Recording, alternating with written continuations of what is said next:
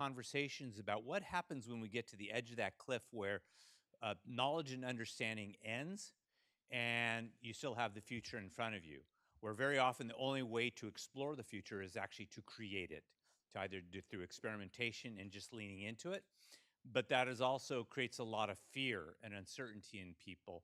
And I wanted us to eliminate some of that uncertainty and fear in us, where we could have these open conversations about what happens when we can't accurately predict the future or we don't know with any certainty what will happen in the next moment. And we have to kind of lean into those uncertainties and figure it out on our own, both individually and collectively. And this particular conversation is actually one of them. As you saw, a Bill of Human Rights in the Age of AI, for what we're going to do. So we want these as a conversation. Up front, we will spend a little bit of time setting the context for why are you even here and why are we having this conversation? How are we at least thinking about aspects of it? But none of this is meant to be doctrine or dogma, where what we're saying is actually cast set in stone, and all we really want you to do is follow or succumb to that. But rather, we want your opinion on it. We want your observations on this. We want you to help figure out what those next steps might be able to be for what we're going to do. So I'll invite the speakers to come up and sit up here.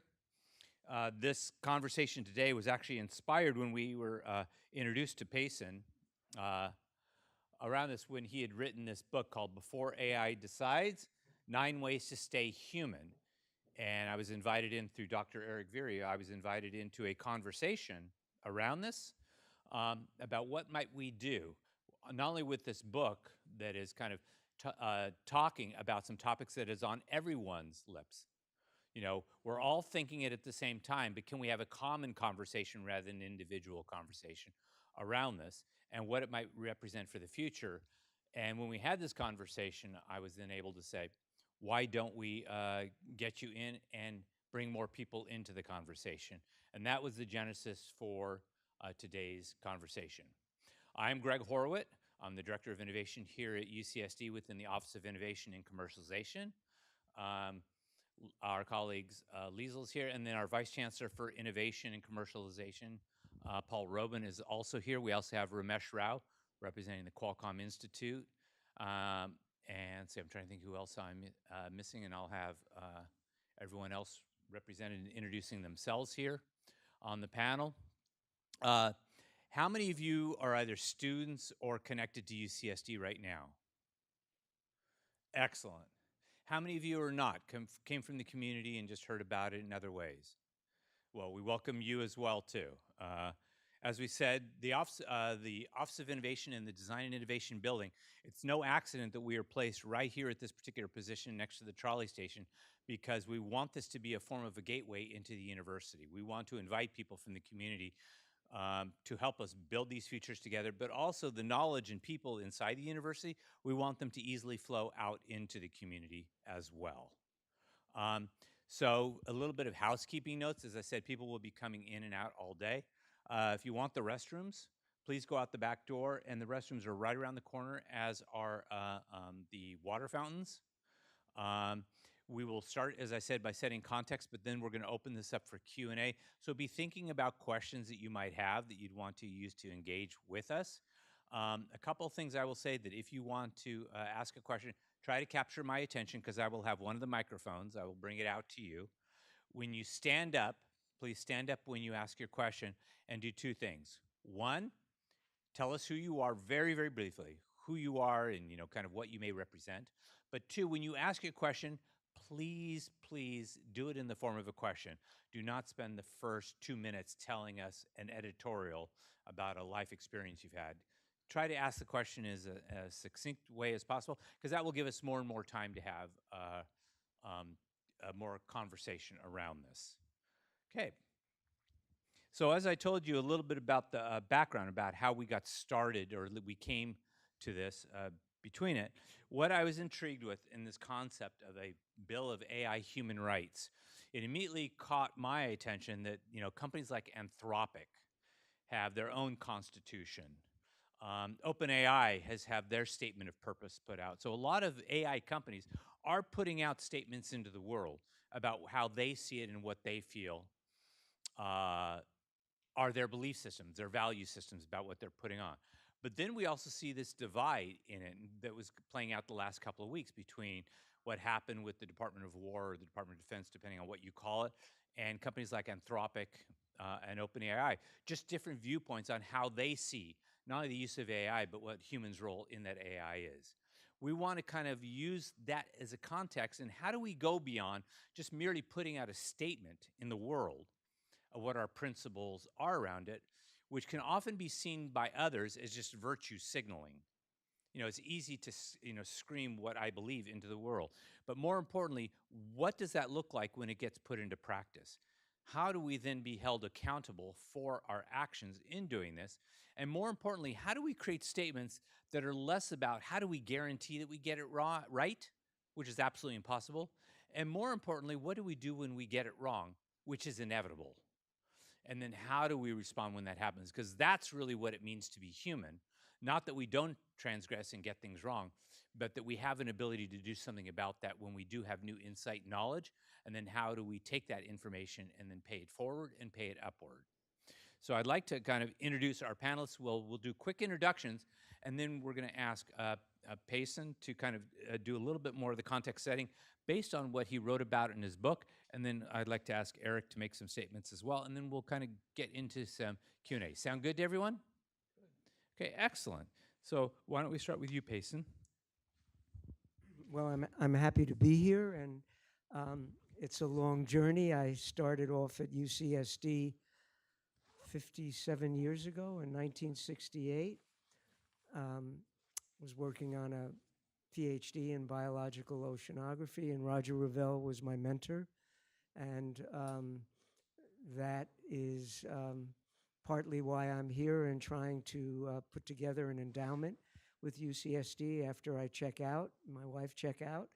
I'm 81, and I'd like to play it forward to a place that gave me a lot of valuable skills in life. The AI is something I've been working with about a year and a half. I've always been in technology. My companies were involved early on in the beginning in 1980 with using the digital world, and we had contracts with NASA and NOAA, USGS around climate change, and that was sort of an area of my interest and expertise. But what I find with AI now is that it's being in part posed as a technology issue when I see it with the kind of viewpoint that I have as an old graybeard as a civilizational one, in which the forces that are at play and the impact on human society and human evolution are the real issues.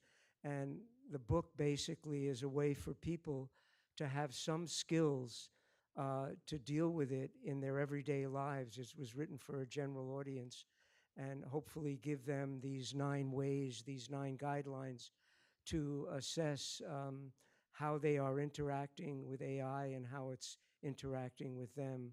And that's what I'm interested in right now, larger systems and what's going on. And I have the vantage point of an elder, which has some value, I hope, in terms of, I see the movie of my life and the movie of the last 60 years of what I've experienced as a perspective that needs to be shared and integrated with younger generations.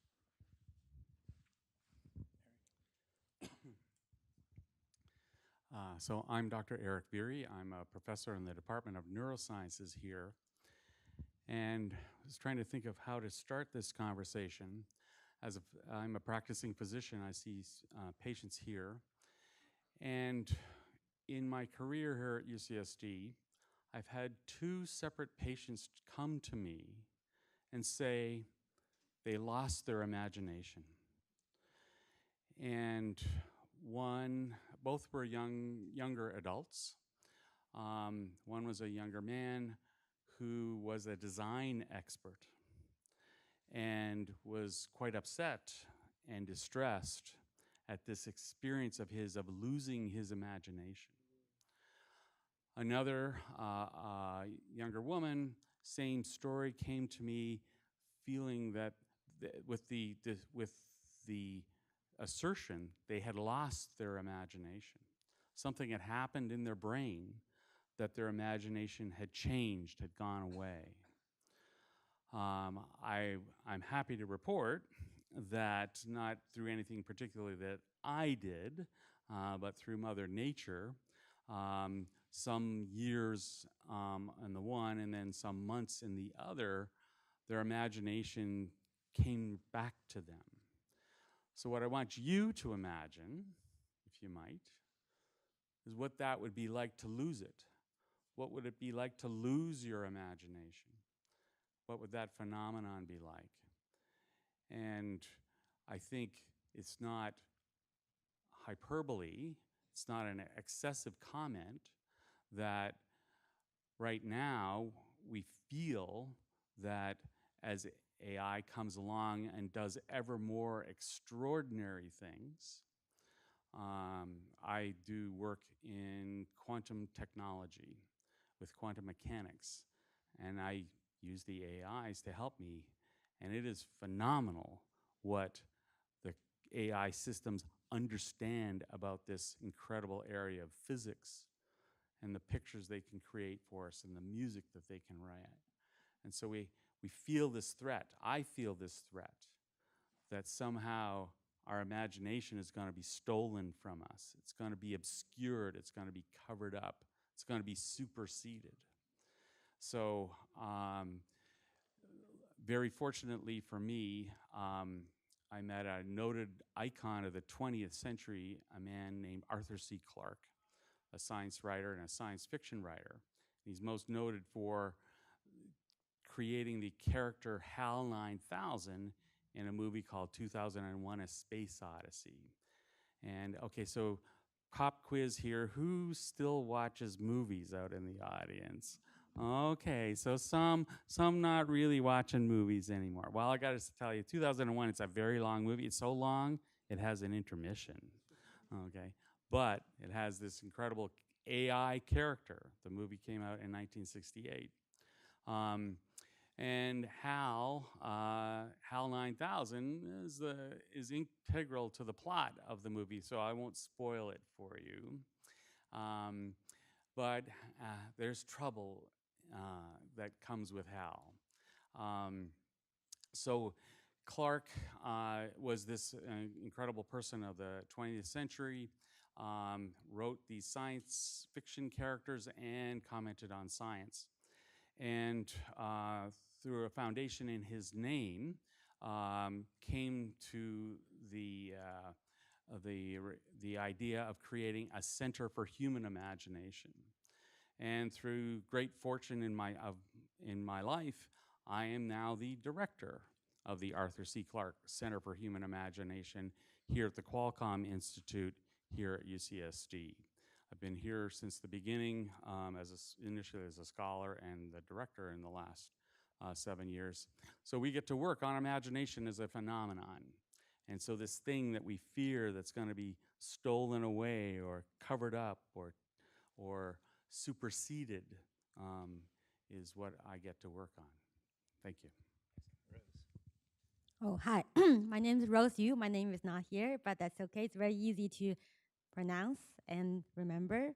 Rose as in flower and you as in you.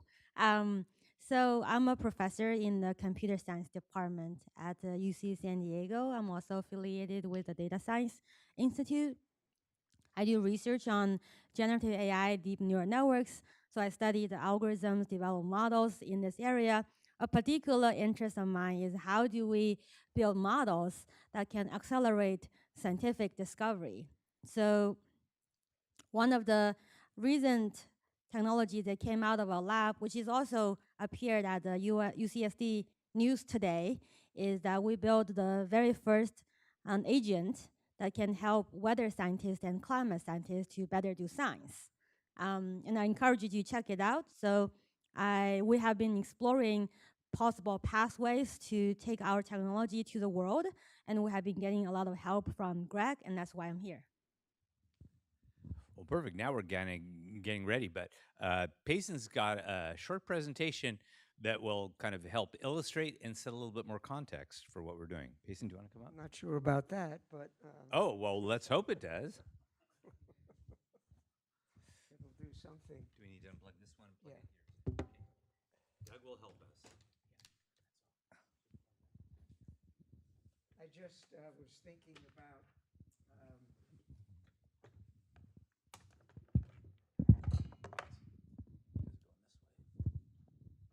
I need to set this up again? I don't know.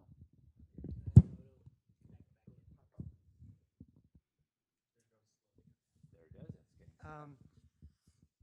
So last year I was thinking about all of this, and as an old 60s progressive hippie, I thought I really should write a manifesto about AI. And then I did one that had a lot of my feelings about what's happening in society. And it was a little bit of a rant and a Union Square soapbox. Can we expand it Yeah. a little bigger? Yeah, hang on. My eyes don't see Yeah, very well. I don't. Is it down here? Yeah, zoom. There you go. My brain wasn't working very well. My eyes. So I have apart from my science training and my career in that, I also studied art, and I'm a painter and a filmmaker, kind of very eclectic generalist, and have done a lot with design and book publishing. So I thought, well, I don't want to, talk about these 25 principles. So I came up with a quick design for it, and I looked at it. I'm not going to go through this because it'll take time. And it's kind of traditional, good design, good typography, nice aspect ratios, blah, blah, blah. And I thought to myself, this is coming out of this old guy's, reality. Hang on. And I'm going to probably be talking to, I don't have my glasses on. There we go. Hang on. Why isn't this shrinking? You want to shrink it? Yeah, there we go. Thanks.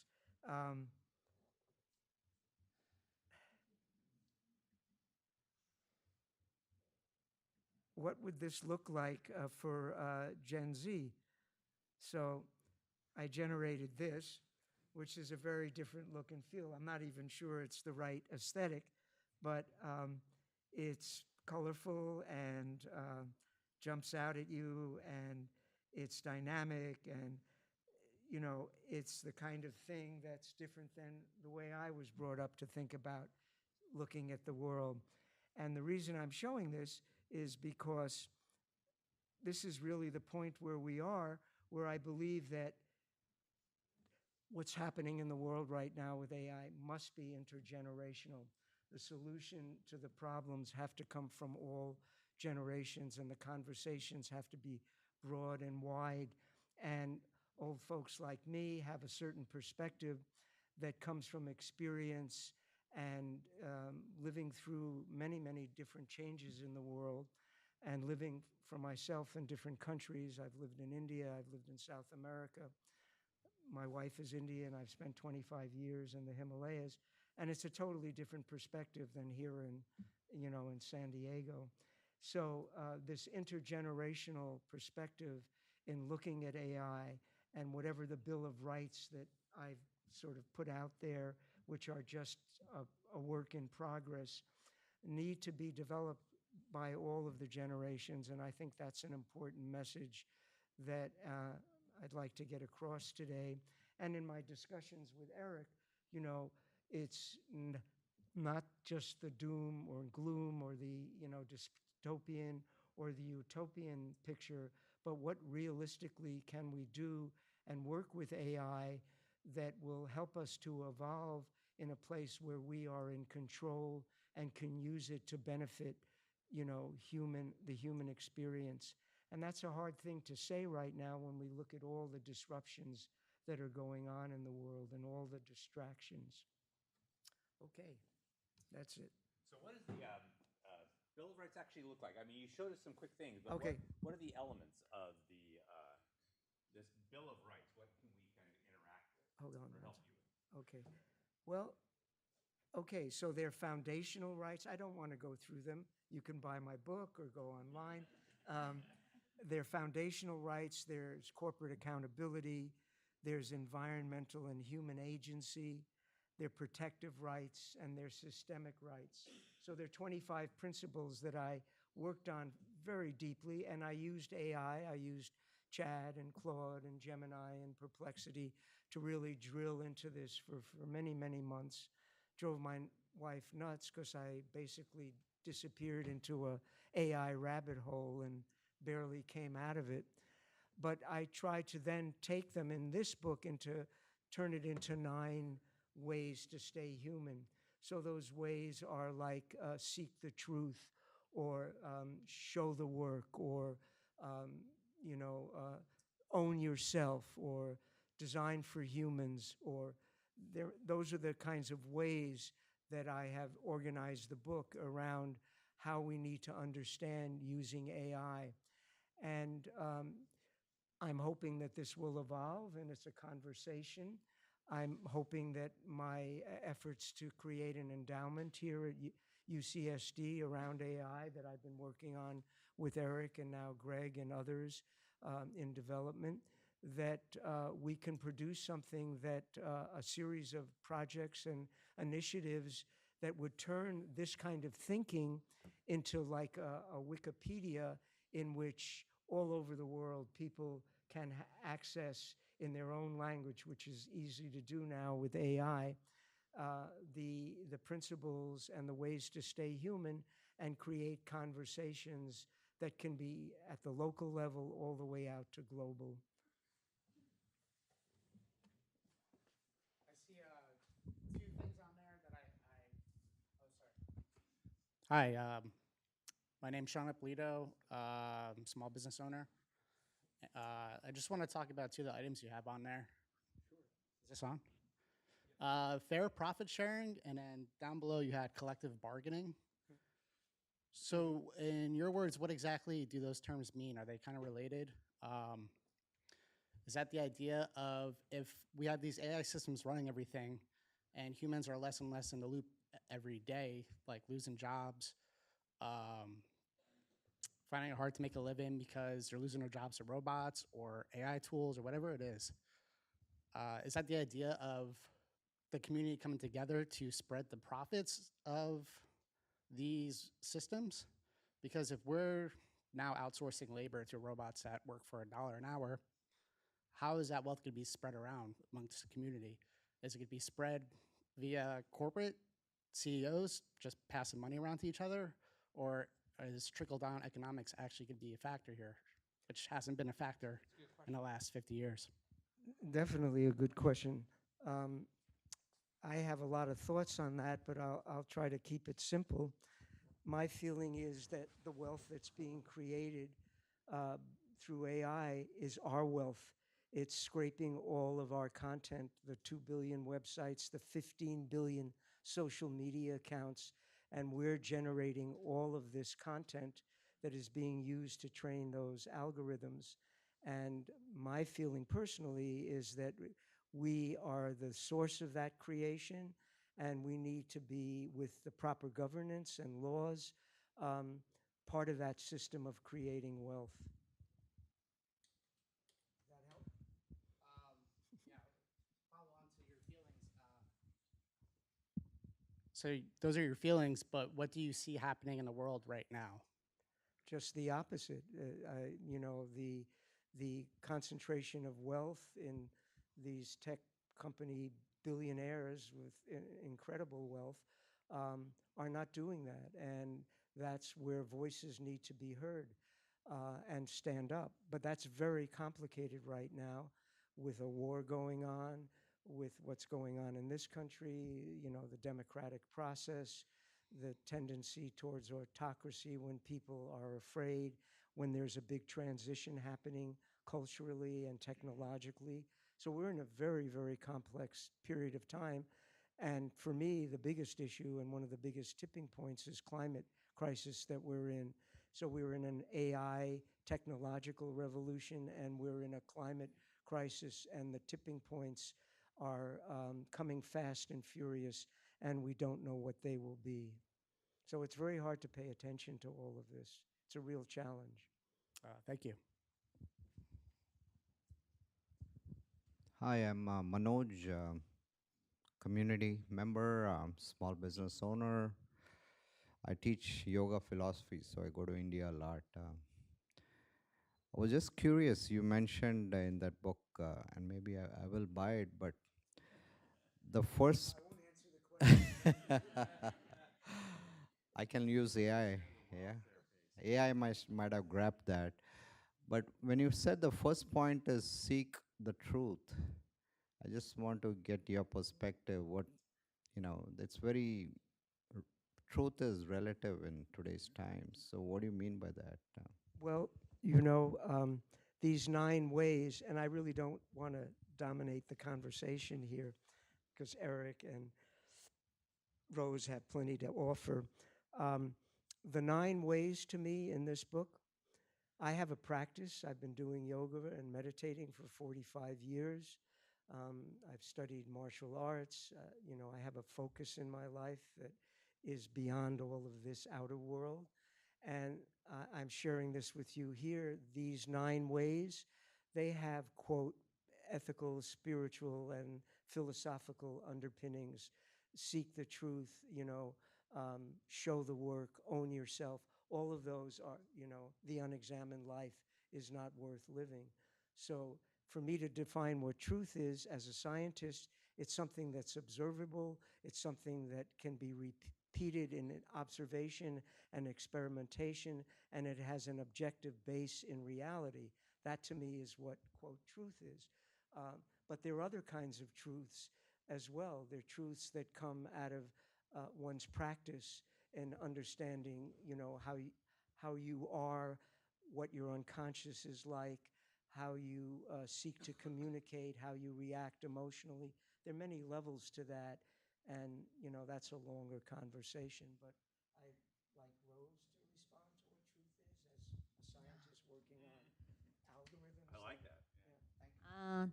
I think it's a very tough question. I think truth is also relative in disciplines, right? So, for example, we work on an automated theorem proving. So we develop algorithms that can automatically generate proofs for mathematical theorems, and there is very clearly defined. The truth is whether or not the theorem is proving, and you can check that through programs. That's the whole field of automated theorem proving, right? But then for other things, let's say you want to judge whether the predictions of certain AI models is accurate, and you have to compare with some future that hasn't happened yet. So then people often evaluate this model based on some sort of test set, right? Assuming that whatever you have observed so far in the past will be similar to the data that you or the phenomenon you will see in the future. But that's an assumption that often does not hold. So then the truth there is basically our imposed truth, like the assumption that we have, and assuming that's true, then of course all the predictions is accurate, and we assume that it will work. Yeah.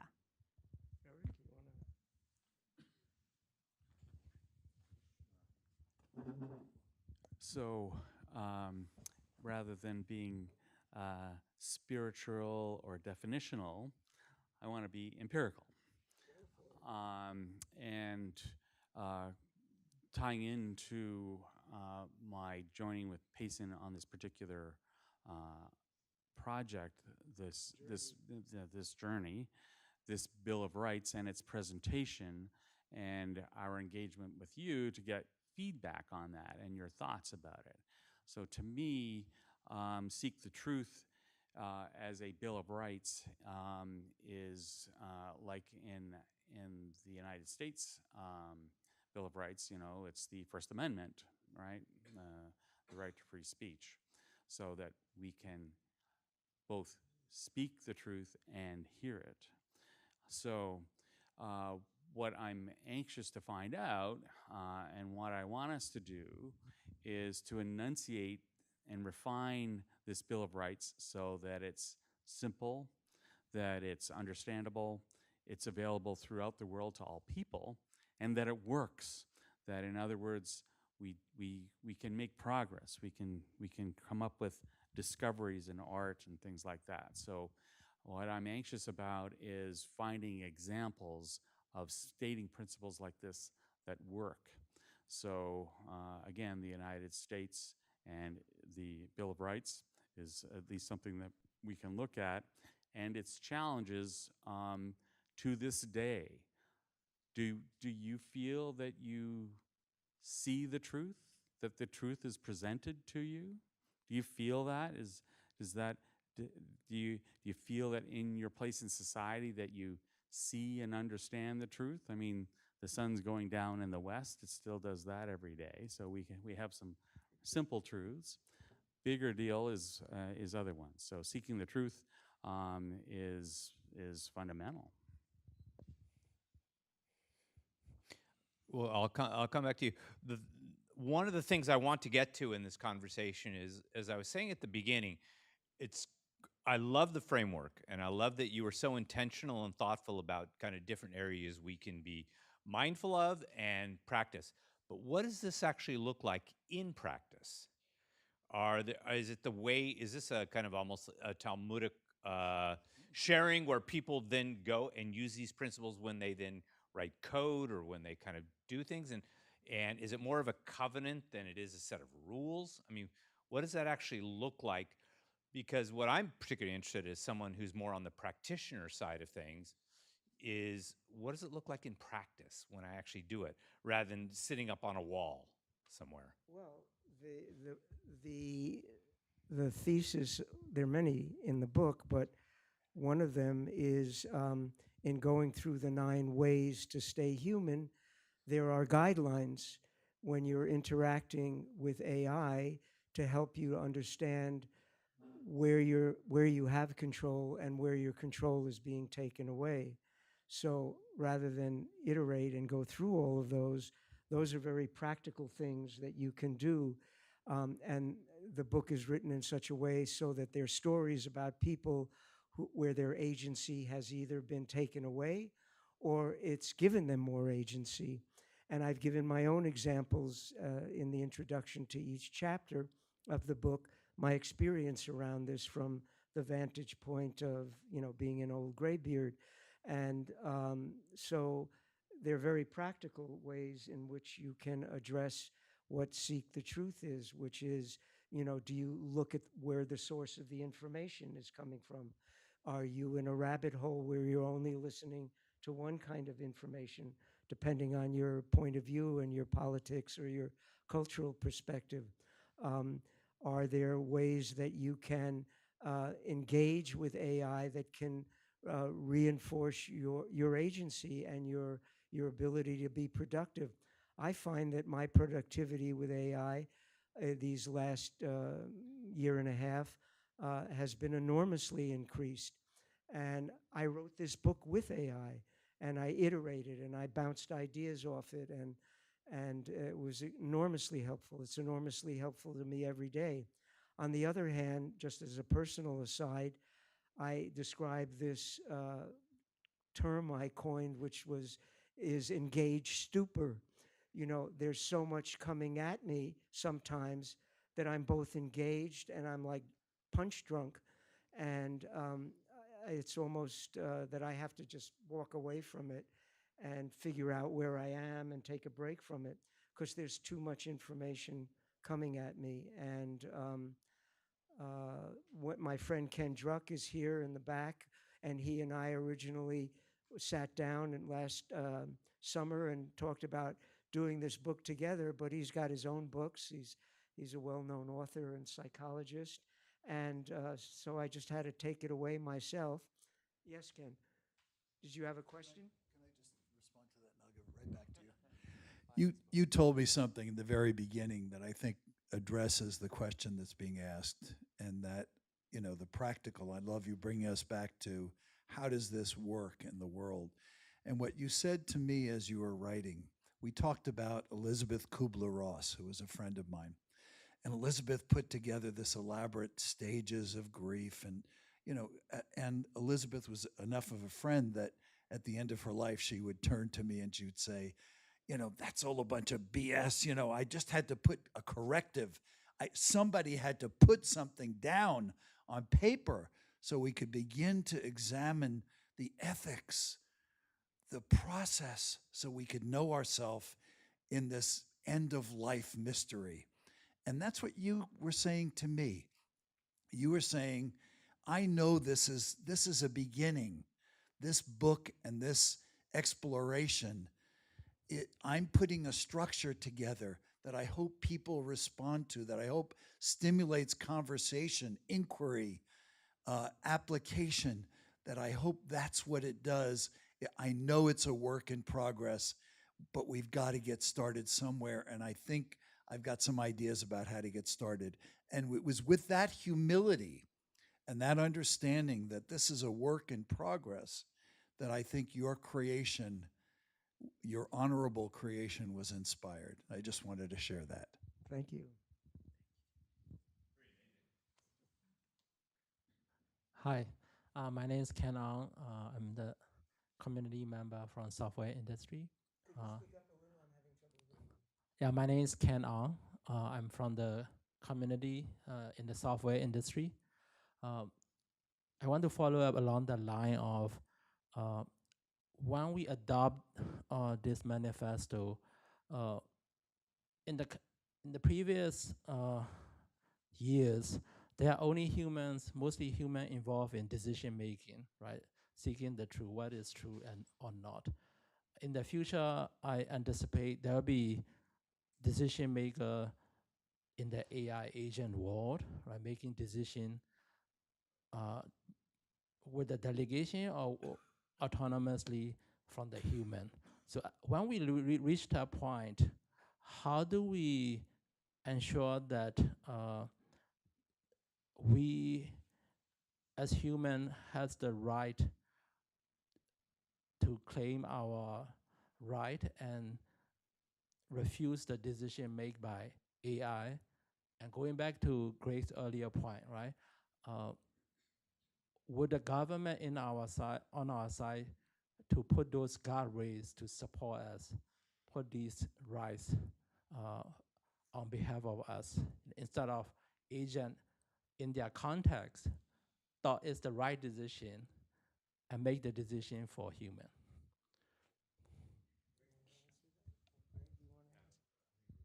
I think it's a tough question. To me, I don't think agents are different. One is reaches capability is so different from how we make decisions today, right? So certain times you can make decisions that 100% up to your control, but certain times somebody else was making the decision for you and you don't get a say in that. So it will be the same thing, like in the future, right? Rather than this person that you don't know that makes a decision behind your back that you have no control of, we have a more intelligent agent, hopefully have seen more of the information, has a more comprehensive view of things, and more well-educated, that makes a decision for you.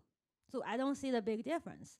I do agree with this whole thesis of having a bill of human rights, where the goal is to define a set of guardrails and red lines that we should not pass, right? And that will be the final checkpoint for any decision that is made, like the law we have, right? So any agency that, whether it's an artificial agent or human agent, they make decision under the premises of law. So therefore, if we have the bill that we define right now to act as law, right, as certain guardrails, to essentially provide the governance for agent actions, that I think that'd be wonderful, right? The question is, how do we turn this more philosophical statement into more concrete actions that we can implement, like the law, right? And then there are also complications with essentially contradictory objectives, because everybody is different in this world. You may want transparency, right? You want everything known to you. You want to protect you want to know how things work from every little bit of details. But then some other people might want privacy, right? They want to hide their information from the system. And to some extent, to the AI system, it's a contradictory objective, right? You wouldn't be able to protect somebody's privacy if you don't really reveal the information about that person, right? Recently, there was this article basically said people try to use acronyms on the internet to protect their privacy, but then the AI models can still recover your identity by just monitoring your usage activities up to 95% precision. You can identify your acronyms, right? So this kind of objective, which is contradictory, is very hard to implement. So then there have to be a lot of careful thought happening of how do we turn them into actionable items. Erik, you want to say something? So I was thinking sort of a fancy example of dealing with agents, but I think we deal with this every day. Yesterday I was booking a flight for my sister to come visit me, and of course the thing gave up a whole bunch of examples. This is the one we recommend, right? And it's like, well, I don't have to take that recommendation. And the fancy example is that in a very, well, I guess in a high risk sense, my medical software, the system that I use when I see patients, literally monitors what I do and what I ask for, and will send up a flag. So if I want to order a medication, and it'll run a review, initially would run reviews of what other drugs the person was taking and compare that. Now it actually runs a review not only of the drugs, but also their medical conditions, and tells you, in this situation, this might be a risky medication. And what I find when that happens is that, yeah, I knew that, but I'm still making this choice. Or, no, I didn't know that. This treatment that I wasn't aware of actually interacts with my standard choice for treating this particular problem. So we've been working with these agents, I would say at least 10 years in these software systems. So the decision is ultimately forced on me, and I have to respond. I have to give a reason. The system requires me to give a response, particularly when I'm going to contradict its a warning. So we work with these already, and we have understanding of that.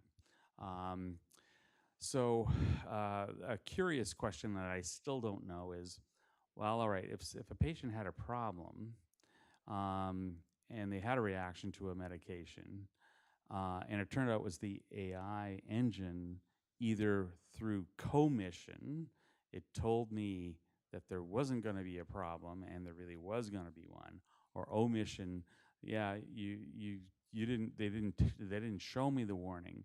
Well, is that my fault, or is that the engineer's fault who built that warning system and maintained the database with all the ever more elaborate and careful information that we have around these kinds of things? Oh my God, I would love to have a system that would give me warnings about side effects. If I could, that would be so fantastic for me, because then I'd be able to say, yeah, there's a high chance of a side effect here. Oh, this one, that'll work okay. So the design and the operation of these systems it ultimately comes down to the people again. So I mentioned the movie 2001. Unfortunately, you have to also watch the movie, the sequel, which is 2010, because it gives you the answer. And spoiler alert, it was the nefarious humans that were the problem with the AI. Okay, so saved you 5 hours worth of movies there. They're still worth watching though, but it was the nefarious humans programming the systems that were at fault. All right, and so again, when bad things happen, a construct, a Bill of Rights, is going to help us set up a formal legal way of managing those things. It's a very complex issue, because it starts with the individual. And if you're using AI, and one of the things I suggest is to become the director of AI. So you're in charge and you're looking. Like I'm revising our family trust for all this endowment stuff I'm doing. And I'm using the AI. I know how to write contracts and agreements because of my business career.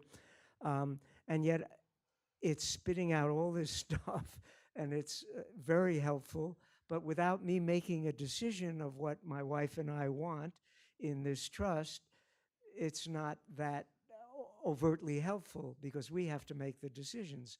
But I could see easily just, sort of letting it ride, so to speak, and taking the recommendations. And that would make it much easier for me. And that's the danger here, because if you let things be easy, which we human beings tend to do, then you're giving up your agency. So that's the individual at a scale of, the powers of 10. We're in the room right now. And then we start zooming out, up. And what do we see? We have community, society, country, blah, blah, blah. Well, at the country level and at the state level and at the community level, we have to use the rights that we were given, not only in a theoretical document, the Declaration of Independence, but that had to be turned into governance and to laws. And that's the problem that we're in right now. The technology and the people that are driving it and the current administration and the forces in the world are less democratic and giving less options. And unless, as the ninth way, choose the future, well, I like democracy. I like the principles of it. I've never seen it really work the way I'd love to, but it's still better than all the other, systems that are out there, except maybe some of the ones in Scandinavia that provide more care for their people, blah, blah, blah. So that's the issue.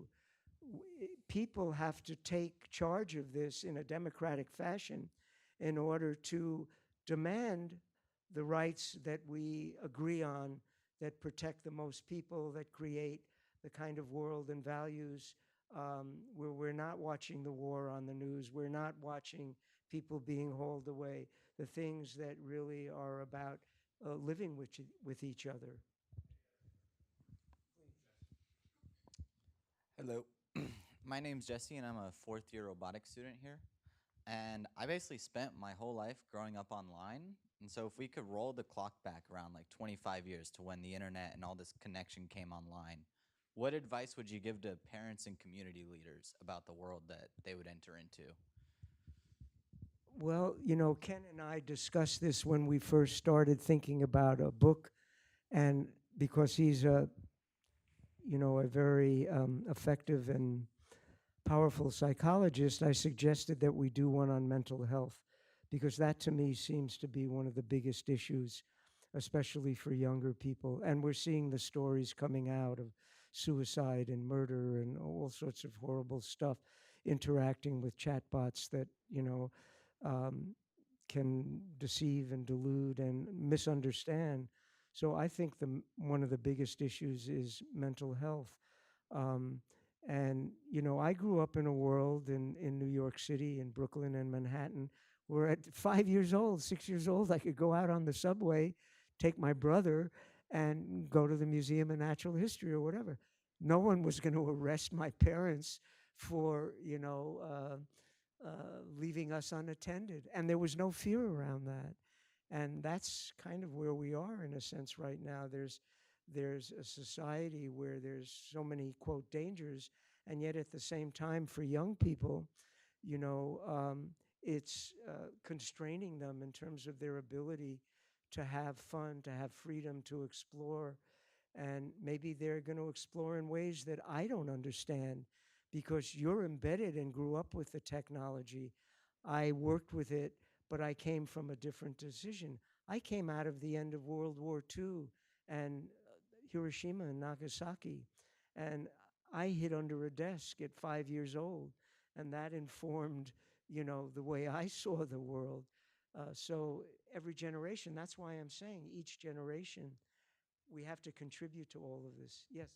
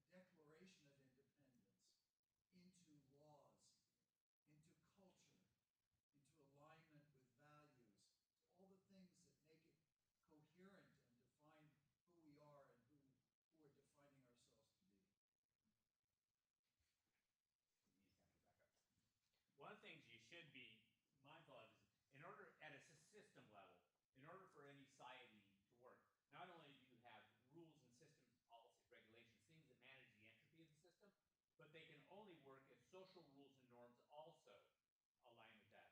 And we're in this unique period now. This Steven Pinker, the famous Harvard luminary and researcher, just wrote a book about this. When what you know and what I know becomes common knowledge.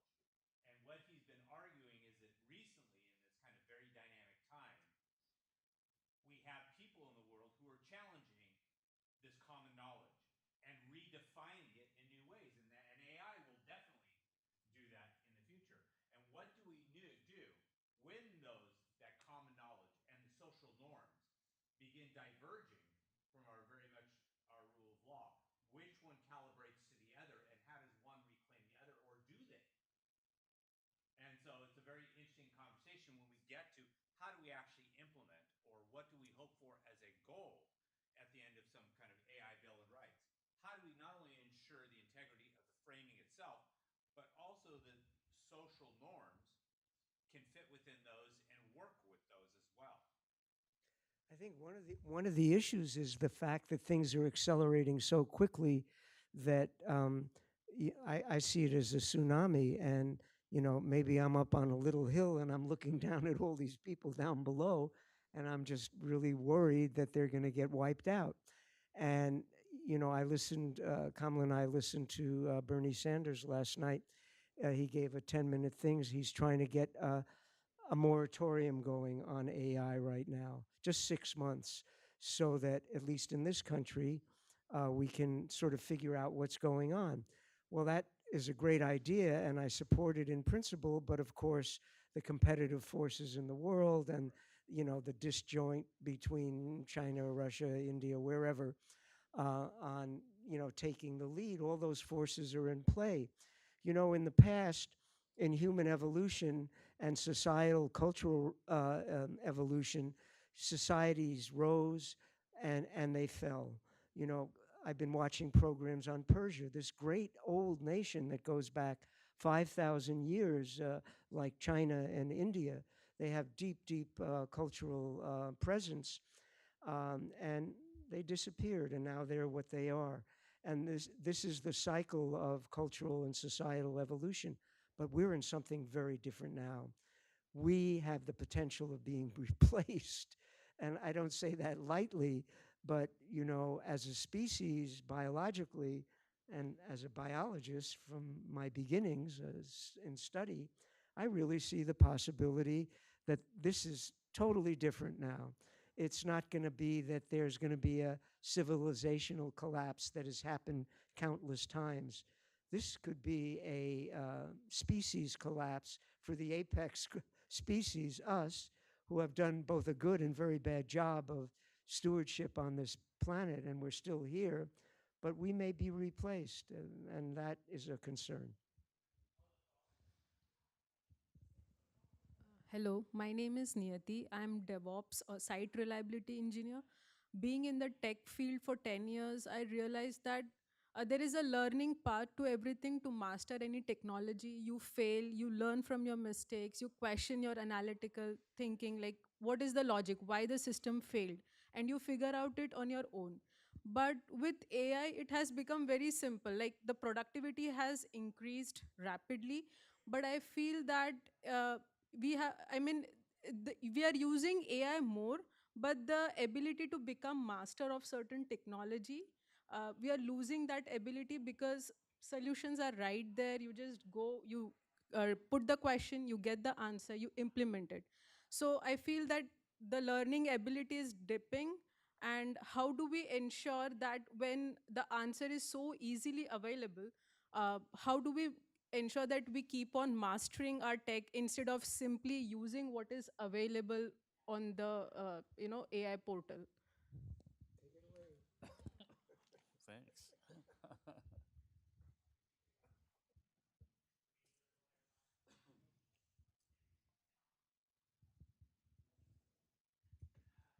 So, when you were starting, I was thinking you were talking about mastering the use of AI itself, which I think is very much a skill. I'm seeing all kinds of interesting examples where people are trying to manage AI like they manage other people. other people, other intelligences. Um, so this idea of a skill. So we were talking earlier about making things fun. And in school, this drudgery, this learning your tables and doing your task and getting the 10,000 hours in that makes you a master of something. That's our mindset in our system. Not quite as old, but I was the last class in my school to be taught how to use a slide rule. So I did calculations with a slide rule. And the curious thing about using a slide rule is that you have to have an idea what the answer is going to be when you use a slide rule, so that when you manipulate it, the answers seem to get to the correct answer. Yeah, that it knows where it's going. Whereas in contrast, putting numbers into a calculator, you may not have the intuition of what those numbers are going to come out to be. So how do we get over drill and kill? Do we put every kid in Kumon for 20 hours a week and they have to do their math and you do your practice, and kill their spirit? At the same time, if you put them enough practice in, then all of a sudden, somehow this math ability becomes available. So this is something that my wife and I talk about a lot. She's a specialist on math education, and it's painful. How do we? And then there's ideas. Well, can we gamify it? Can we make it a game so that you learn your skills? Train for that running job, that kind of thing. So, to me, I think the answer is somewhere in between, of course. You have to do your practice. There's certain things you got to practice. You got to train to be an athlete, but then you get to do your sport that you love. Hopefully it doesn't turn into a sport that you don't love. So I hope we can find a way to humanize what we're doing and enable the tools that we have. I'm a particular lover of aviation, and it still blows my mind that there's a piece of plastic in my pocket and I touch it, and then a machine will come. Now a machine that's driven by a robot will come and take me to a place, and I sit inside a metal tube, and I can go see my father 2,000 miles away in 6 hours. So are we going to take that away because it's a bad thing? Well, it's a climate change. One of the biggest things you can do for your carbon burden is to fly in a jet airplane. But it's still a phenomenal thing. We want to go to the other side of the world and see our background and our places, and we've created these phenomenal technologies. So somehow there's a balance that we take advantage of things, but at the same time we recognize their value. And maybe if I might, for my last comment on this one, maybe we have to have a little humility and gratitude. I will say equivocally, not unequivocally, that I am grateful for AI. It's a phenomenon that's it's an amazing thing. I'm grateful for jet airplanes and clean water and medicine and all the phenomena that we have that helps all of us. And I hope that by inculcating a culture of gratitude, that'll be a way of our moving forward and upward. I'll just say something briefly. The point of are we dumbing down society basically with AI, certainly a possibility, and I see that happening. And one of the great things about a university is learning how to think critically. And that is a very essential thing to remain human, and when I was working on my thesis and I met with Roger once a month and spent the whole day with him, he would constantly repeat repeat this metaphor. He would say to me, Payson, you're in the cathedral of your mind, and there's so many places you can go. I'm kind of paraphrasing. But he said, really, it doesn't even matter the answer. What matters is what are the questions you're posing about how you want to see the world. And that stayed with me. That is really this book, this conversation, anything. What are the questions we want to ask about AI? And the individual has an important role. Whether you take that responsibility yourselves, well, that's on you. We can, throw the ideas out. You can develop them, change them. But if we don't work collectively now, everybody's going to pay the price. And I have this idea, in risk theory. I'm not a risk theorist, but I know about it. And I saw that what was happening right now is something very different. Things are being embedded with conscious intention, and the probability or possibility of like a tulip market collapsing, a black swan, or a dragon king. I see something very different in risk. I'm calling it shadow hydra, in which things are hidden, but they're there, and they're building themselves, and there are going to be problems that arise coming out of that when they finally break through, like shutting down a system, we won't be able to control them because they're so deeply embedded, we don't even know how they work. And that is one of the dangers why this idea of having a voice, demanding governance, we have our individual sovereignty, and there has to be sovereignty, amongst nations and collectively, because this is a whole different ballgame. So I encourage you to question. I encourage you to develop mastery in what you're doing, because that, to be a master at something and on that path is one of the great purposes of human existence. Yeah, I think Payson pretty much hit almost all the things I wanted to say, right? As in your question, you said AI come up with a solution for you and it looks right, which means the very fact that you can say it's right is you have the right judgment to decide whether or not the solution, the answer provided by AI is correct, right? So then in this age where the answers becoming and more accessible, they're so cheap, right? You don't need to pay to register an account with, OpenAI or Anthropics. You can get the answer with $0 cost. Means that it's becoming more and more important that we ask the right question. Right? So I think what makes unique human is we ask the right question, we have the right judgment to judge the quality of the answer, and that drive us to ask the next round of question. And I'm interested in this concept of AI scientists, right? How can we accelerate science with the help of AI? One of the major limitations we observe is that AI systems, they are still not able to inquiry in the curiosity land. Right? Scientists are intrinsically motivated by curiosity, right? By novelty, by this kind of intuition that they have, which is very hard to quantify. And then a lot of times in science, right, major breakthroughs comes from people have the intuition to connect very distant concepts together, right? So if you imagine the story of knot theory, right, it's a mathematician looking at some paper folding. You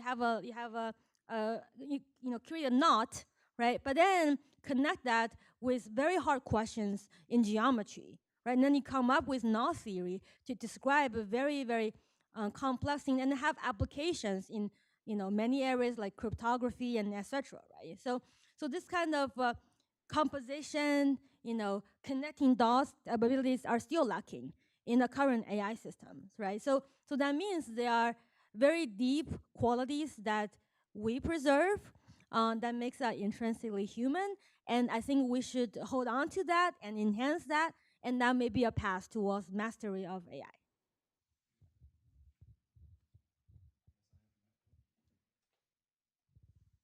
Microphone. Hi. Yeah, I just had a comment, particularly from your question and yours. I mean, I'm detecting trepidation with this AI thing, right? Especially amongst the younger generation. I mean, the title of today's talk was interesting. What is it? The Bill of Human Rights in AI or something like that?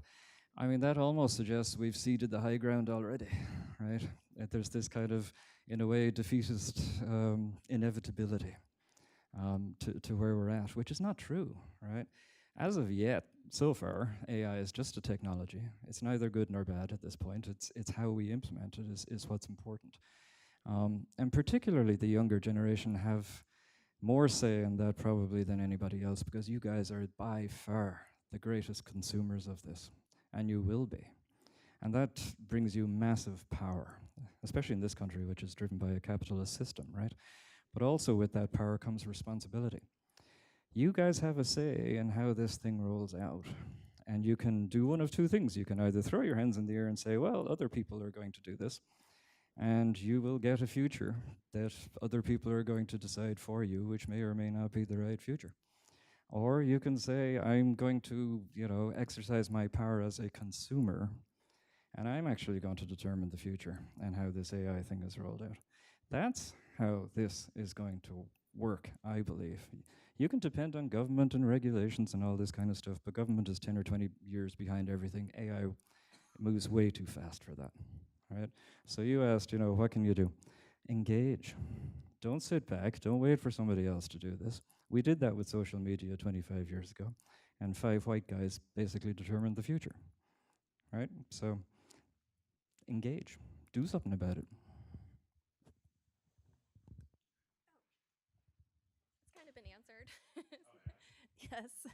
My name's Rachel. I just relocated to San Diego, and I'd consider myself a dyed-in-the-wool humanities girl. And I've heard anecdotes that folks like me with degrees in liberal arts are finally like, it's our time. We can be great directors of AI now. Do you agree with this statement? Again, I just think I've heard anecdotes, and of course I believe it's true, but I'm biased. Well, a liberal arts education,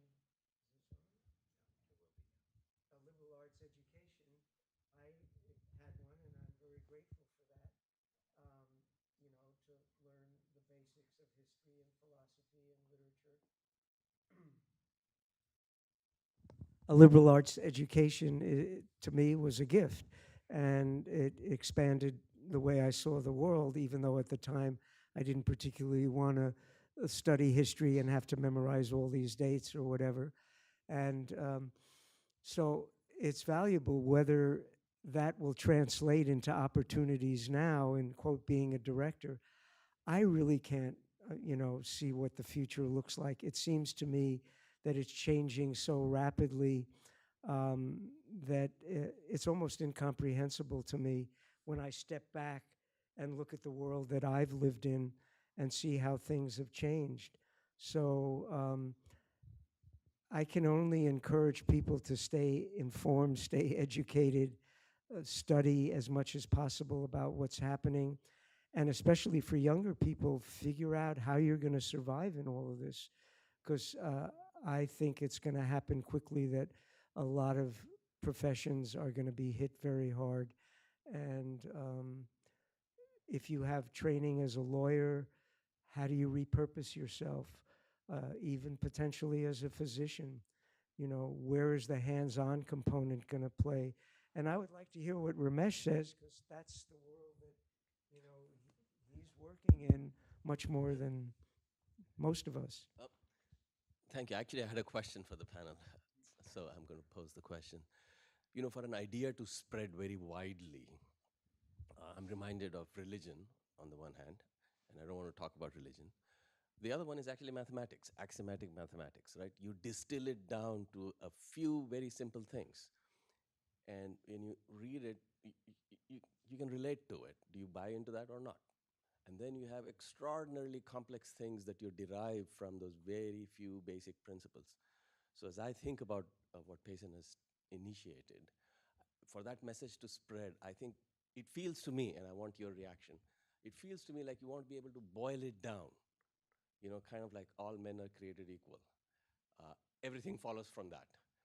And maybe we can reinterpret it, but there is this complexity thing. If wrapping your head around the ethics of AI itself is a complex exercise, you walk away from it. You feel overwhelmed by it. So is there value to condensing this? There absolutely is. And following on that, I think that the two P, I speak so loudly that everyone can hear me quite well. The two pieces actually intersect what you were talking about.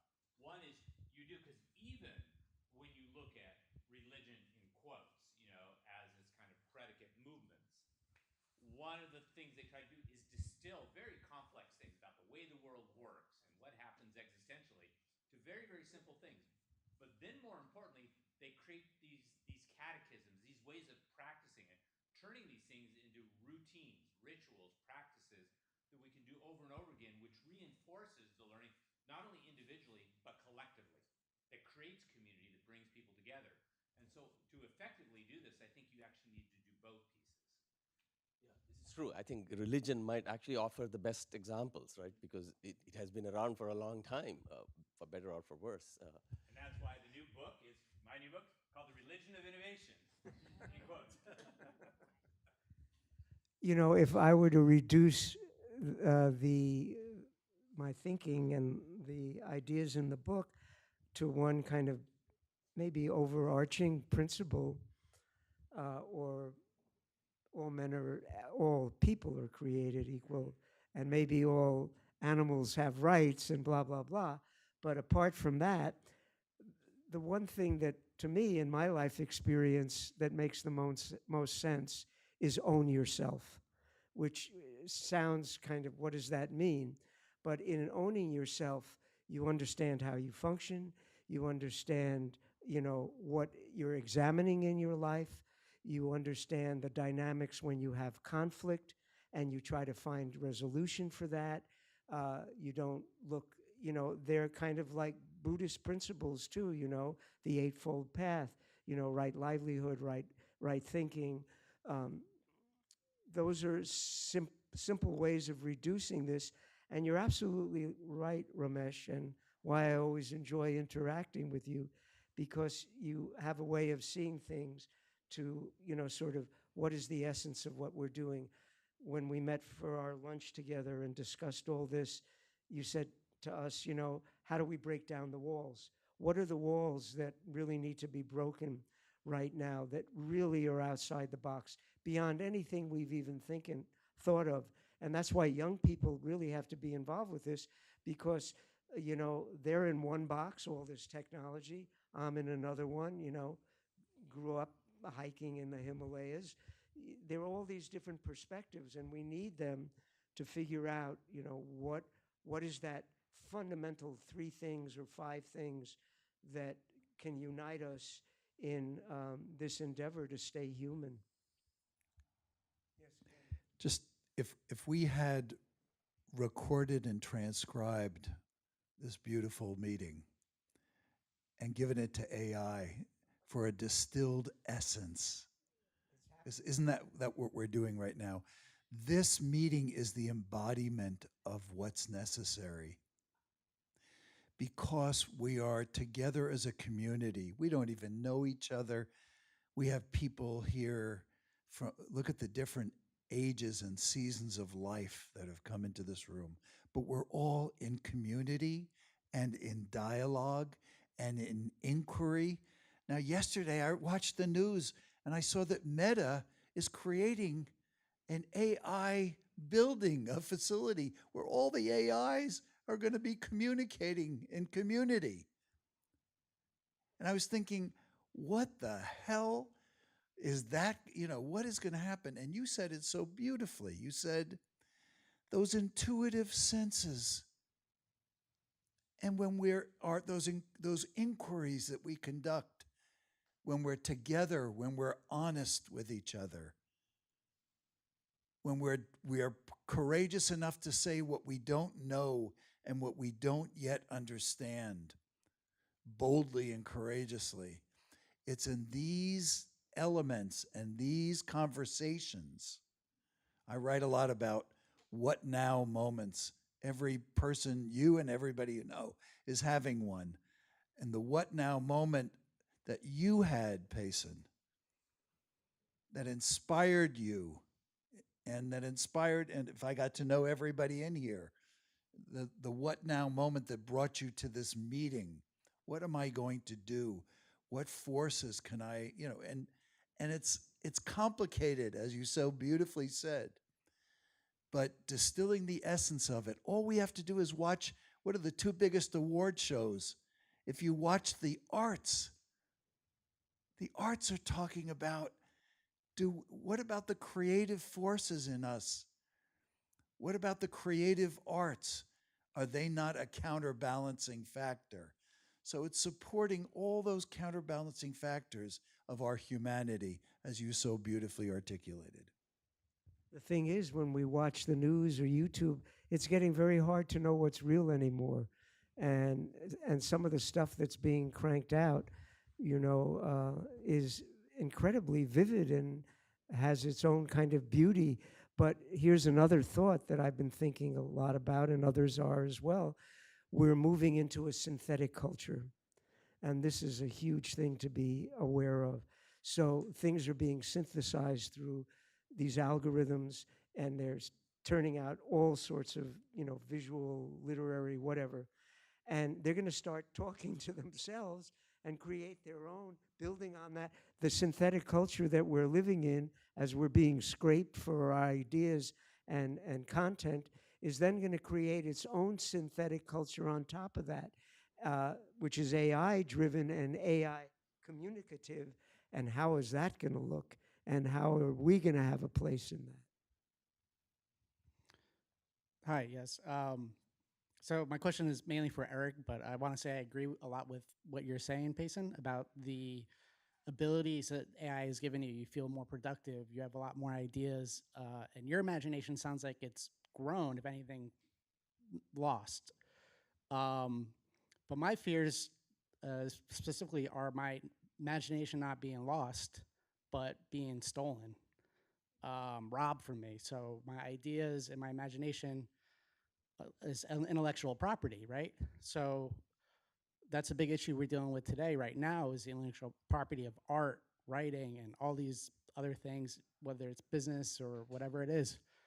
Am I going to communicate with this chatbot and give it all my ideas just to have it stolen from me by some tech entrepreneur who has a lot more control and capabilities and wealth and access to capital than I do in my current position?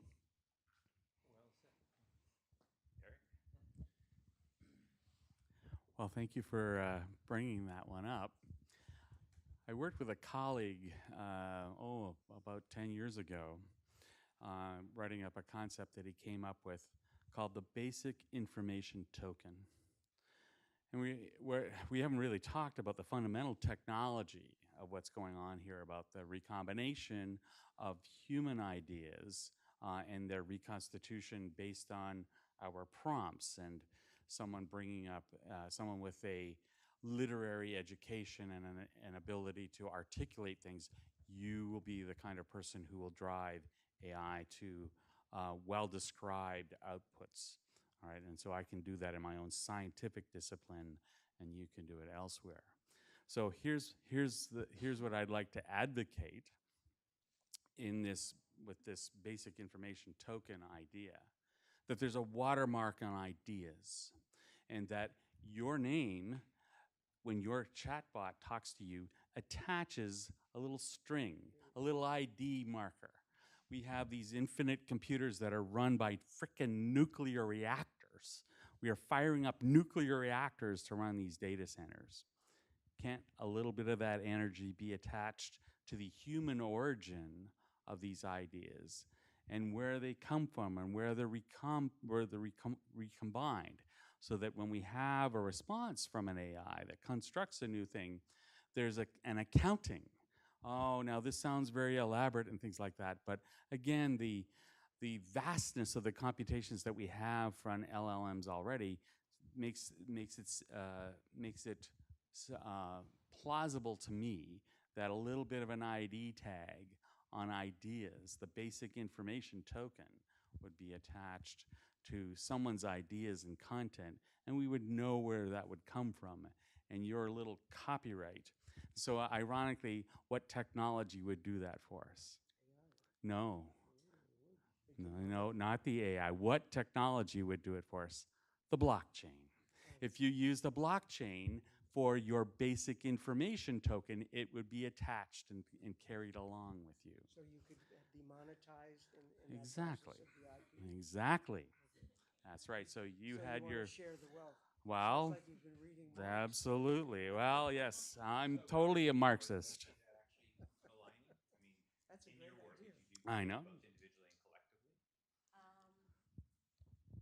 Yeah, so I think like current AI are working towards like attribution, which means like if you use like the pro version of some of the LMs, it will have like quotation citation to the references, like the ID thing that you're talking about, right? So, that's our, but I do agree that copyright, ownership, and it's a very important issue. I don't work on that specific area, but I think in general, ideas are cheap, right? It's the execution that matters. So I wouldn't have a big fight with my AI just because it says something about, remote resemblance of my idea, and I'm angry about that because I stole my idea. To be honest, I get more ideas from AI than, I read, I talk or something, right? Because they're very knowledgeable, and I use AI for proposal writing. It helps me think about new ideas, so I couldn't be more thankful for my AI. Yeah, and I think there's also this issue of liability, and other people mentioned that's also a very sensitive matter. That's why I feel like this conversation is it's a beginning of something. It's more about we wanted to bring people with different backgrounds, like people like engineers like me who understand how these algorithms are built and know what is possible and what is not possible by design, and people who study the value system of the society and who study the motions of human, to all think as a collective about this problem. Yeah. Okay, I'm just going to stipulate that I'm not going to be sharing my patents and my scientific hypotheses with you. So, since ideas are cheap, there, Rose. So, yeah. The attribution, I think, is important, and how that gets recognized and monetized and fairly distributed is a non-trivial question. And where my point is that for 10 years we've been making these things work, and now we see incredible growth in their abilities every day, every week, every month. There's new and new abilities, again, because of these vast computational capabilities behind them. Attribution and the human contribution to them, I think, is fair and reasonable to recognize. And whether you get a few pennies in a royalty or not probably doesn't matter that much. But perhaps it's far more important from a different point of view, which actually goes to the earlier conversation. I was on a panel last summer, and embarrassingly, a doctor suggested that we'll all have to describe our value proposition. So as a human, you're going to have to explain what a good are you? What's your value proposition? And the suggestion was that social media, we were reduced to our value proposition, our anger, our disgust, to push that like button, that dislike button was monetized. And so that we have to defend, and that's why the Bill of Rights is important, and that's why this construct is important. It's based on fundamental human value, the value of being a conscious, imagining human being with desires and wishes, and that's what this is all about. And as I said earlier, and Paul pushed back on it, but I'm going to push right back on him and say, I'm defending human imagination. And that's what I want to do, and that's what I want us to do. And the beauty of it is, and Payson, you and I talked about this the other day, can we not imagine a benevolent AI? Can we not imagine an AI system that actually helps us this way? Can't the AIs actually help with our disputes among other people and monitor for anger and disgust and dispute being developed by nefarious humans? The Bill of Rights isn't about AI, it's about the people who are building them and using them against us. That's what's, and again, that's ironically, that's what Clark's story was for us back there. It was the nefarious humans running the AIs that are the problem. And so we have to have our system. So it was funny, in the doctor's office, I don't know, many of you may you may have heard this little phrase. It's called prior authorization, all right? So we have phenomenal, I'm telling you, the revolution in medical care is as powerful as what's happening in AI. This is true. I've been a physician for 40 years, and I am seeing a revolution in medical care that is phenomenal. It's crazy expensive as well. And so that prior authorization, we've come to look at whether the insurance benefit offerers, so you buy insurance. When you either as a taxpayer, we pay for social services to give you medical care, or as an employee, you and your company pay insurance companies to deliver you care. And we don't deliver all the time. We have delays, we have problems, we have difficulties. We're trying as hard as we can, I can tell you. And what's frustrating to me is just beyond my reach is that phenomenal thing that, because I've used it with other people, but your insurance can't afford it for you. I can't give it to you, all right? So what I want is the AI that fights the fight for us and goes back against the insurance companies and works around. Now this will be the battle royale. Their insurance company's the insurance company, well, we can't pay it. Well, we got this. Oh, well, and then they're gonna go back and forth. And of course, delay is the point. If they don't have to give you your treatment for 6 months, that means they got 6 months free before paying for it. So forgive my frustration and upset, but I need the benevolent AI on my side fighting the good fight for us as well. So there you go. I think there's a macro and a micro aspect of this. The micro aspect really is, as you're pointing out, having a benevolent friend that can help you write a review, as I've done, or outline an SBIR. And it takes so little time to do it. And it's a matter of, you ought to be rewarded for bringing things to fruition. Having an idea, hey, that's okay. But there's a lot to get to the final product, which has to be rewarded. And if you don't have that, you don't have the end result, so you don't get any credit for it. But I think the other thing that is really a problem in my mind gets back to the macro situation of greed and truth. And all you have to do is look at some of these things on TV where they're interviewing somebody in the Congress, they're having Bondi or somebody like that. And then if you look down at the bottom and say, this is fictional, it has no relevance to the people that you may have seen here. And you're actually seeing them photographing that, and they're telling words and using words that these people are saying. Or in one case, they had George Will, who most of us older people probably know, actually giving a presentation. And if you watched, he did the same movements all the way through at a sort of very monotonic interval. And so you knew it was AI, and if you looked down, you found out it was. And that's where a lot of the problem is that he who controls the source of information controls what happens. And so the gulf that you're trying to bridge here is what I think is the most important aspect, is how do you bring these ideas of rights or whatever to fruition? And you only have to look back to the Athenians, who were the cradle of democracy, and what they said to the Melios, that either comply or die, because we're more powerful than you are.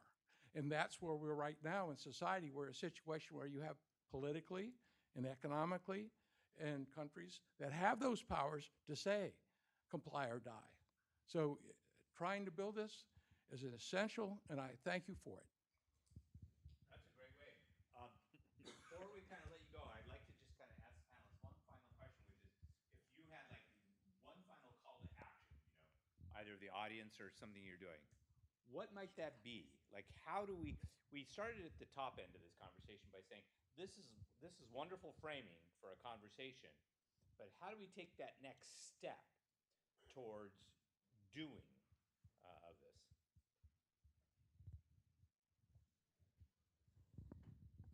She hands it to me first. Okay. Yeah, because exactly, it's a hard question, but It is a hard question. that's Okay, what well, makes it different, is that we can move into abstraction and it makes us feel good and wonderful, but ultimately we have to put our feet on the ground and do something. Okay, so the first action is everybody has to buy Payson's book. So let's all resolve to do that. I try to make it as cheap as possible. There you go. I know. So And- can we and- get a coupon for anybody who comes to the they talk? limited the price that I could set up Yeah. because it didn't fit in Yeah. with their pricing, which There you go. very interesting. So, as you understand, I'm working with Payson to promote and Ramesh and Greg, and hopefully we'll enlist you as well, Rose, and anyone else in the audience who's interested in helping us move these ideas around. I want us to come up with a simple few guiding principles. Believe something of again, believing in humanity is the watchword.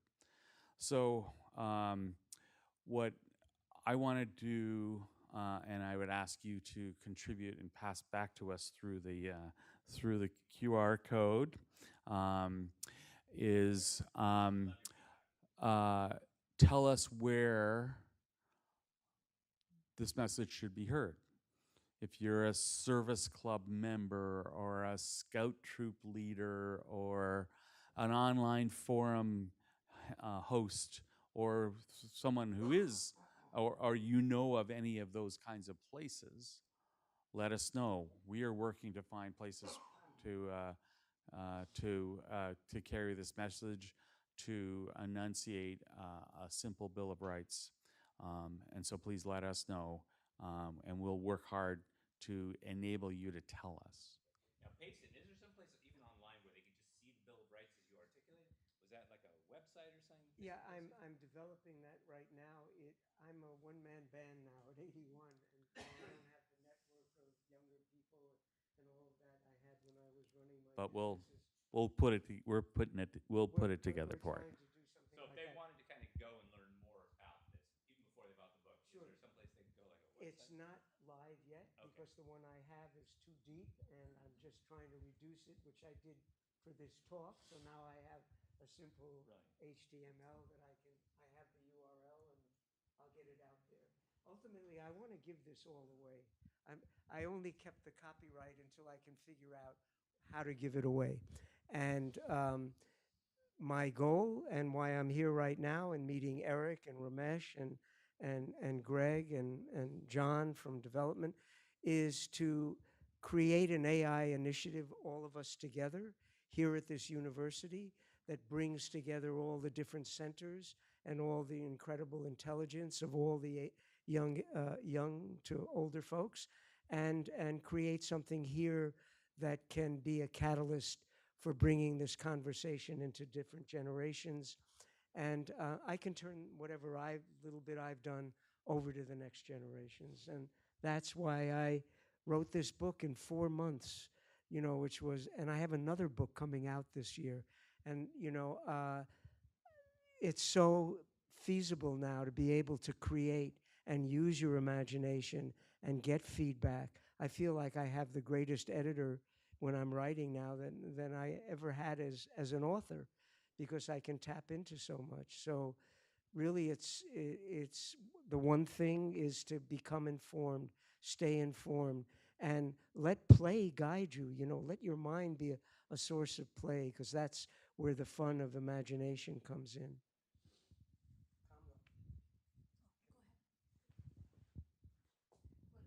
Because this is an educational institute, I'm wondering if it can be how to use, not just technically, but the ethics involved in how to use AI. Can that be incorporated into the curriculum somehow? The answer in short, she asked about the ethics of AI, and we've had a number of conversations. We've actually had very similar conversations just around that. Ethics is one of those things that we try to deconstruct, because the word ethics can, be this abstraction for a lot of people. But what we said is that, particularly with a technology like artificial intelligence, that's something completely different in the next moment than it will be in the previous moment, that it's really around how do we kind of approach this with both respect and responsibility around it. And then what are the human values and actions around that, knowing that those are going to have to change as we learn more. So ethics won't be something that's static. It'll be something that is like a living thing around it as we learn more and as we understand more, not only about ourselves, but how it's actually changing or shaping the world. So we are having those conversations, and we have some researchers here at UCSD who are specifically studying that. I don't know if anyone over at Qualcomm Institute is specifically doing that. Are they? I mean, people bump up against this regardless of the discipline they come from.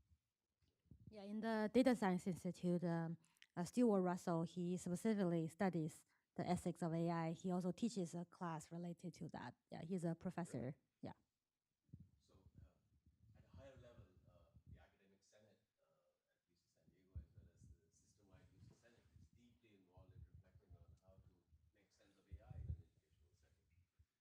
And if I might just tell you the obvious,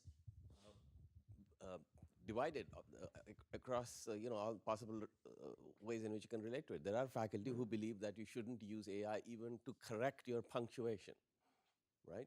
And there are faculty who say, I want to make sure every one of my students use AI, right? I'm just going to expect more out of them. It's not like they can cheat by using AI to do the things we used to do by hand, but I'll just increase my expectations of my students, right? So you see the whole spectrum. And I don't think we have converged. And my own personal thing is I don't think we're going to converge anytime soon, because this thing changes so fast. Any beliefs you have about what this is good at, what its limitations are, give it a month. I mean, you think about it, isn't that what most science fiction novels are about? It's rarely about the science itself. It's about how humans are going to interact with things when they think they know more, when they think that we can bring dinosaurs back and actually control them in ways. And so I would, tell students or anyone, write a science fiction story about maybe your worst fears or how you may see the stuff playing out, and then have conversations around that, because it's really about, the hubris of humanity against new technology is where the interesting issues are, but it's also where our greatest fears are as well. And if we can kind of deconstruct that, or at least have conversations around it, like with you guys today, that's really kind of the point, knowing that there's no way we're going to get it right 100% of the time, but we're certainly going to get it wrong a lot of the time. So I think the immediate action item to me is that maybe, as Ramesh was saying, we should distill the philosophy and the Bill of Rights into very few axioms that absolutely the AI system have to conform. It doesn't have to be things that we wanted it to do, but it must be things we absolutely don't want it to happen. And if we can distill such axioms, then I think we will truly, realize your vision that we have something created here at UC San Diego that can benefit not only the community here, but the broader world, right? Because, the UCSD San Diego is truly the birthplace of AI, right? The PDP group, the stochastic gradient algorithm was invented here. Jeff Hinton was a postdoc here in UCSD, and there's a lot of original pieces of modern AI technology that was initiated here, and I believe the vision of Payson's vision of how something new created here that could contribute to AI is very exciting. So I think that could be a very immediate next step. Well, thank you all for kind of hanging out with us today. We hope you benefited from this, but more importantly, we really appreciate you asking such great questions. Please join me in thanking the speakers tonight. Come up and kind of get to have a conversation with them, and hope this won't be the first of conversations. It'll be many of them. And come back and join us again. Thank you.